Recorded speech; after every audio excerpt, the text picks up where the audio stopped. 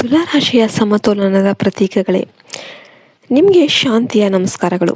ಇವತ್ತು ಜುಲೈ 15, 2026. ಇವತ್ತು ನಾವು ಚರ್ಚೆ ಮಾಡುತ್ತಿರುವ ವಿಷಯ ನಿಮ್ಮ ಬದುಕಿನ ತಕ್ಕಡಿಯನ್ನು ಬದಲಾಯಿಸುತ್ತಿರುವ ಒಂದು ಘಟನೆಯ ಬಗ್ಗೆ.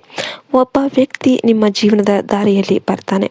ಆ ವ್ಯಕ್ತಿಯ ಆಗಮನದಿಂದ ನಿಮ್ಮ ಆರ್ಥಿಕ ತಕ್ಕಡಿಯ ಒಂದು ತಟ್ಟೆ ಭಾರವಾಗುತ್ತೆ. ಅಂದರೆ ಸಂಪತ್ತು ನಿಮ್ಮ ಕಡೆಗೆ ವಾಲುತ್ತೆ. ಅಂದರೆ ಆ ವ್ಯಕ್ತಿ ಯಾರು? ಈಗ ನಾನು ಹೆಸರು ಹೇಳೋದಿಲ್ಲ, ಯಾಕೆಂದರೆ ವಿಶ್ವದ ಕ್ಯಾಲೆಂಡರಲ್ಲಿ ಆ ದಿನಾಂಕ ಇನ್ನೂ ಕೆಂಪು ಶಾಯಿಯಿಂದ ಗುರುತೇ ಆಗಿಲ್ಲ. ಅದಕ್ಕಿಂತ ಮುಂಚೆ ನೀವು ಒಂದು ಗುಪ್ತ ಸೂಚನೆಯನ್ನು ಅರ್ಥ ಮಾಡ್ಕೋಬೇಕು. ಇವತ್ತು ಸಂಜೆ ಅಥವಾ ನಾಳೆ ಸಂಜೆ ಆಕಾಶದಲ್ಲಿ ಸೂರ್ಯ ತನ್ನ ಚಿನ್ನದ ಬಣ್ಣವನ್ನು ಕಳಚಿಟ್ಟು ವಿಶ್ರಾಂತಿಗೆ ಜಾರುವ ಸಮಯದಲ್ಲಿ, ಅಂದರೆ ಸಾಯಂಕಾಲ ಟೈಮಲ್ಲಿ ದಿನದ ಗದ್ದರ ನಿಂತು ಒಂದು ರೀತಿಯ ಮೌನ ಆವರಿಸಿದಾಗ ನಿಮ್ಮ ಮನಸ್ಸಲ್ಲಿ ತಟ್ಟನೆ ಒಂದು ಹೆಸರು, ಒಂದು ಮುಖ ಮೂಡಿ ಬರುತ್ತೆ. ಆ ವ್ಯಕ್ತಿಯ ಜೊತೆ ನೀವು ಬಹಳ ದಿನಗಳಿಂದ ಸಂಪರ್ಕ ಕಳೆದುಕೊಂಡಿರ್ಬೋದು. ಬಹುಶಃ ಚಿಕ್ಕ ತಪ್ಪು ತಿಳುವಳಿಕೆಯಿಂದ ದೂರ ಆಗಿರ್ಬೋದು. ಆದರೂ ಯಾವುದೇ ಸ್ಪಷ್ಟ ಕಾರಣ ಇಲ್ಲದೆ ಅವರ ನೆನಪು ನಿಮ್ಮ ಹೃದಯದ ತಕ್ಕಡಿಯನ್ನು ಅಲುಗಾಡಿಸ್ತಾ ಇರುತ್ತೆ. ದಯವಿಟ್ಟು ಆ ಅಲುಗಾಟವನ್ನು ಸುಮ್ಮನೆ ಗಾಳಿಗೆ ತೂರಬೇಡಿ. ಅದು ಕೇವಲ ಹಳೆಯ ನೆನಪಲ್ಲ, ಅದು ಬಹುಶಃ ನಿಮ್ಮ ಬಾಗಿಲು ತಟ್ಟುತ್ತಿರುವ ಸದ್ದು. ಆ ಸದ್ದನ್ನು ನೀವು ಆಲಿಸಿದರೆ ನಿಮ್ಮ ಜೀವನದ ಹೊಸ ಅಧ್ಯಾಯದ ಮೊದಲ ಸಾಲು ಅನ್ನೋದು ಬರೆಯಲ್ಪಡುತ್ತೆ. ಒಂದು ವೇಳೆ ಈ ಅನುಭವ ನಿಮಗೆ ಈಗಾಗಲೇ ಇದ್ದರೆ ಅರ್ಥ ಮಾಡ್ಕೊಳ್ಳಿ, ನಿಮ್ಮ ಅದೃಷ್ಟದ ತಕ್ಕಡಿಗೆ ಈಗಾಗಲೇ ಕಲ್ಲು ಹಾಕಲಾಗಿದೆ ಅಂತ. ಘಟನೆಗಳು ಪರದೆಯ ಹಿಂದೆ ಸದ್ದಿಲ್ಲದೆ ನಿಮ್ಮ ಪರವಾಗಿ ಕೆಲಸ ಮಾಡ್ತಾ ಇರುತ್ತೆ. ಆದರೆ ಸಂಪೂರ್ಣ ನಾಟಕ ಇನ್ನೂ ರಂಗದ ಮೇಲೆ ಬಂದಿಲ್ಲ. ನಿಜವಾದ ದೃಶ್ಯ ಇನ್ನೂ ಮುಂದಿದೆ. ನಾನು ಇಲ್ಲಿಯವರೆಗೆ ಹೇಳಿದ್ದೆಲ್ಲ ಸಂಕೇತಗಳ ನುಡಿ. ಸಂಕೇತಗಳು ನಮಗೆ ನೇರ ಉತ್ತರವನ್ನು ತಟ್ಟೆಯಲ್ಲಿ ಬಡಿಯುವುದಿಲ್ಲ. ಅವು ಕೇವಲ ಈ ದಾರಿಯಲ್ಲಿ ಹೋಗು ಅಂತ ದಿಕ್ಕು ತೋರಿಸುತ್ತೆ.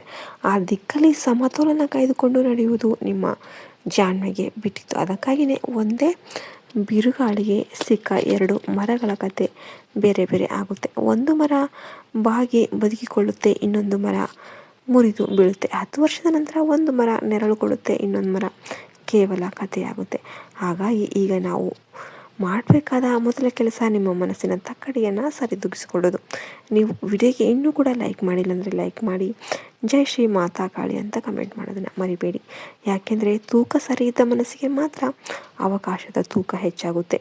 ಈಗ ಒಂದು ಮುಖ್ಯ ಮಾತು ಹೇಳ್ತೀನಿ, ಅದನ್ನು ದೊಡ್ಡ ಘಟನೆಗಳು ಎಂದಿಗೂ ಕೂಡ, ನೀವು ಬಹಳಷ್ಟು ಜನ ಹೇಳೋದಕ್ಕೆ ಹಿಂಜರಿತಾ ಇರ್ತಾರೆ, ಜೀವನವನ್ನು ತಲೆ ಕೆಳಗು ಮಾಡುವ ದೊಡ್ಡ ಘಟನೆಗಳು ಎಂದಿಗೂ ಮೆರವಣಿಗೆ ಸಮೇತ ಬರೋದಿಲ್ಲ. ಅವು ತುಂಬ ಸರಳವಾಗಿ ಪಕ್ಕದ ಮನೆಯವರಂತೆ ಬರುತ್ತೆ. ಹೂವಿನ ಅಂಗಡಿಯಲ್ಲಿ ಹೂ ಕೊಳ್ಳುವಾಗ ಆದ ಒಂದು ಸಣ್ಣ ಮಾತುಕತೆ ಇರ್ಬೋದು, ಪಾರ್ಕಲ್ಲಿ ವಾಕಿಂಗ್ ಮಾಡುವಾಗ ಸಿಕ್ಕ ಒಂದು ಹೊಸ ಪರಿಚಯ ಇರ್ಬೋದು, ಫೋನಲ್ಲಿ ತಪ್ಪಾಗಿ ಬಂದ ಒಂದು ಕರೆಯಿಂದ ಶುರುವಾದ ಸಂಭಾಷಣೆ ಇರ್ಬೋದು, ಅಥವಾ ಯಾರೋ ದಾರಿ ಹೋಗರು ನಿಮಗೆ ದಾರಿ ತೋರಿಸಿಕೊಟ್ಟ ಒಂದು ಸಣ್ಣ ನಗು ಇರಬಹುದು. ಸಾಮಾನ್ಯ ಜನ ಈ ಕ್ಷಣಗಳನ್ನು ರಸ್ತೆ ಕಲ್ಲು ಅಂತ ತಳ್ಳಿ ಹೋಗಿಬಿಡ್ತಾರೆ. ಆದರೆ ಯಾರ ಹಣೆಬರಹವನ್ನು ವಿಧಿ ಹೊಸತಾಗಿ ಬರಿಬೇಕಂತ ಅಂದ್ಕೊಂಡಿತ್ತು, ಅವರು ಮಾತ್ರ ಆ ಕಲ್ಲನ್ನು ಎತ್ಕೊಂಡ್ಬಿಟ್ಟು ವಜ್ರ ಮಾಡಿಕೊಳ್ತಾರೆ. ಬಹುಶಃ ನಿಮ್ಮ ಬದುಕಿನ ದೊಡ್ಡ ಸಮತೋಲನ ಕೂಡ ಇಂತಹ ಒಂದು ಧೂಳಿನ ಕಣದಲ್ಲಿ ಅಡಗಿದೆ ಅಂತಲೇ ಹೇಳ್ಬೋದು. ಹಾಗಾಗಿ ಈಗಲೇ ಕೂತ್ಕೊಂಡ್ಬಿಟ್ಟು ಆ ವ್ಯಕ್ತಿ ಇಂತಹ ಒಂದು ಧೂಳಿನ ಕಣದಲ್ಲಿ ಅಡಗಿದೆ ಅಂತಲೇ ಹೇಳ್ಬೋದು. ಈಗಲೇ ಕೂತ್ಕೊಂಡು ನನ್ನ ಹಳೆ ಗೆಳೆಯನ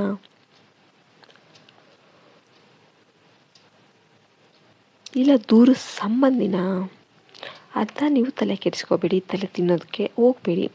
ನಿಮ್ಮ ಲೆಕ್ಕಾಚಾರಗಳು ಯಾವಾಗಲೂ ಕೂಡ ದೇವರ ಲೆಕ್ಕಕ್ಕೆ ತಾಳೆ ಆಗೋದಿಲ್ಲ. ಸುಮ್ಮನೆ ಶಾಂತವಾಗಿ ಕಾಯಿರಿ. ನದಿಯ ನೀರು ಕೂಡ ತಾನಾಗಿಯೇ ಇಳಿಜಾರಿಗೆ ಹರಿಯುವಂತೆ ಸತ್ಯ ತಾನಾಗಿಯೇ ನಿಮ್ಮ ಬಳಿಗೆ ಹರಿದು ಬರುತ್ತೆ. ಈಗ ಸ್ವಲ್ಪ ನಿಮ್ಮ ಹಿಂದಿನ ದಿನಗಳನ್ನು ಮೆಲುಕು ಹಾಕಿ, ಕಳೆದ 2-3 ವರ್ಷದಲ್ಲಿ ನೀವು ಕಂಡ ನಿರಾಸೆಗಳು, ಅನುಭವಿಸಿದ ನಷ್ಟಗಳು, ಕಳೆದುಕೊಂಡ ಅವಕಾಶಗಳು, ಇವೆಲ್ಲ ಕೂಡ ನಿಮ್ಮನ್ನು ಸೋಲಿಸಲು ಬಂದ ವೈರಿಗಳಲ್ಲ.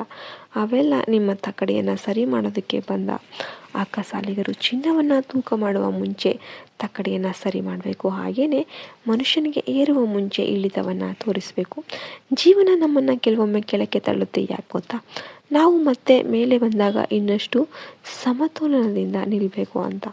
ಆದ್ದರಿಂದ ನೀವು ಯಾಕೆ ನನ್ನ ಬದುಕಲ್ಲಿ ಯಾಕೆ ಏರುಪೇರು ಅಂತ ಬೇಸರ ಮಾಡಿಕೊಳ್ತಿದ್ರೆ, ಅದರ ಉತ್ತರದ ಮೊದಲ ಪುಟ ಈಗ ತೆರೆದುಕೊಳ್ತಾ ಇದೆ, ಕೊನೆಯ ಪುಟ ಇನ್ನೂ ಮುಚ್ಚಿದೆ. ಅದು ತೆರೆದ ದಿನ ನೀವು ಓಹೋ ಹೀಗಾಯಿತು ಅಂತ ಸಮಾಧಾನದ ನಿಟ್ಟುಸಿರಿ ಬಿಡ್ತೀರಿ. ನಿಮ್ಮ ಸುತ್ತಮುತ್ತ ಇರುವ ಜನರನ್ನು ಈಗ ಹೊಸ ತಕ್ಕಡಿಯಲ್ಲಿ ತೂಗಿ ನೋಡಿ. ನಿಮ್ಮ ಮನೆಗೆ ದಿನ ಹಾಲು ಹಾಕುವವನು, ನಿಮ್ಮ ಬಿಲ್ಡಿಂಗ್ನ ಸೆಕ್ಯೂರಿಟಿ, ನಿಮ್ಮ ಜಿಮ್ನ ಟ್ರೈನರ್ ಇವರೆಲ್ಲ ಕೂಡ ಸುಮ್ಮನೆ ನಿಮ್ಮ ಬದುಕಲ್ಲಿ ಓಡಾಡ್ತಾ ಇಲ್ಲ. ವಿಧಿಯ ನಾಟಕದಲ್ಲಿ ಪ್ರತಿಯೊಬ್ಬರಿಗೂ ಕೂಡ ಒಂದು ತೂಕ ಇದೆ.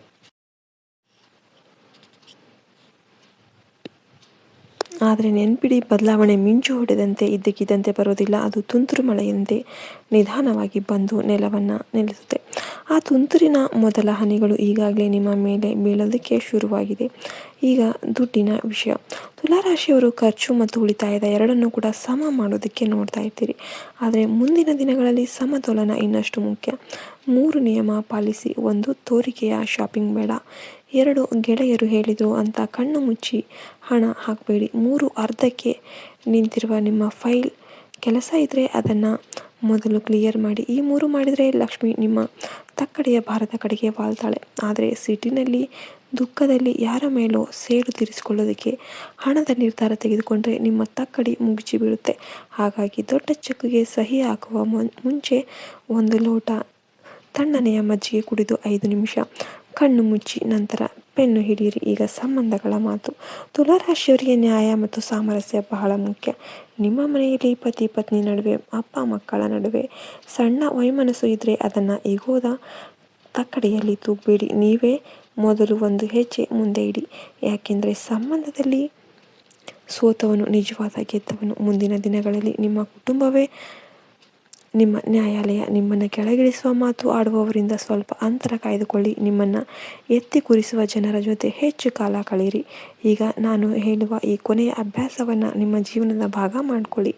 ಇವತ್ತು ರಾತ್ರಿ ಎಲ್ಲ ಕೆಲಸ ಮುಗಿಸಿ ಮಲಗುವ ಮುನ್ನ 5 ನಿಮಿಷ ಮೌನವಾಗಿ ಕೂತ್ಕೊಳ್ಳಿ. ನಿಮ್ಮ ಉಸಿರಿನ ಗತಿಯನ್ನು ಗಮನಿಸಿ. ನಂತರ ನಿಮ್ಮನ್ನು ನೀವು 3 ಪ್ರಶ್ನೆ ಕೇಳಿಕೊಳ್ಳಿ.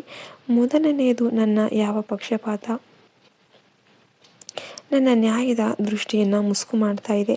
2ನೆಯದು, ನಾನು ಯಾವ ಸಂಬಂಧದಲ್ಲಿ ಕೊಡುವುದು ತೆಗೆದುಕೊಳ್ಳೋದನ್ನು ಸರಿ ಮಾಡಬೇಕು?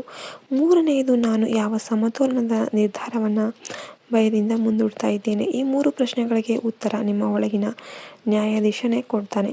ಆ ಉತ್ತರವೇ ಇವತ್ತಿನ 30 ನಿಮಿಷದ ಜೀವ.